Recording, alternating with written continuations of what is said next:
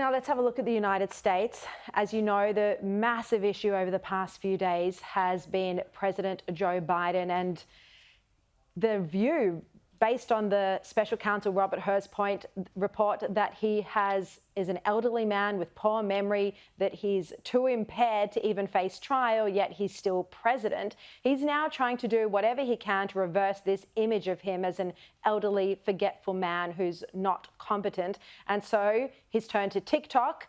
The bidenhq account made its debut yesterday during the Super Bowl. We played you that grab on the show last night.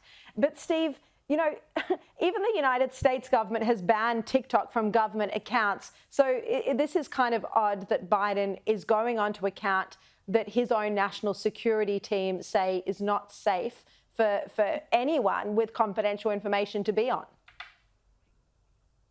Well, it's bizarre, and it just shows that there's panic inside the White House. I don't think they saw that report coming last week that described Joe Biden in the way it did, and it basically should end any bid he makes to become president again. I mean, you wouldn't give the bloke a job, you know, serving behind a counter in a service station. He wouldn't be able to remember how much change he needed to give you. I mean, it is just frightening. And then you've got Kamala Harris, who's the vice president. I mean, she is just hopeless. And so if that's the alternative, what are we going to do here? I mean, 83% of Americans in a recent poll said they don't want Joe Biden to run again as president.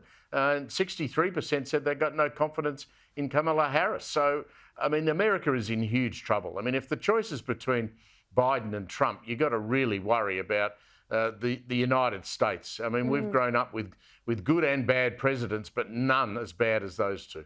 Yeah. What do you think about this, Bronwyn? Just before we go, Kamala Harris has announced that she's now, quote, ready to serve.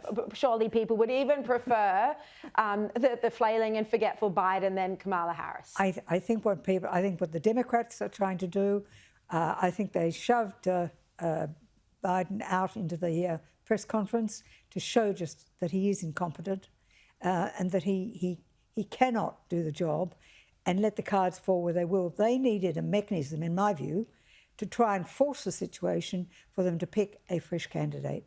And I think that's what we're going to see down the track.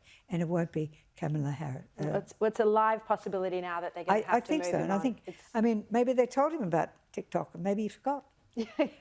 Good point. Bronwyn Bishop, Steve Price, thank you so much. Good luck, Steve, in Melbourne, getting the power back on.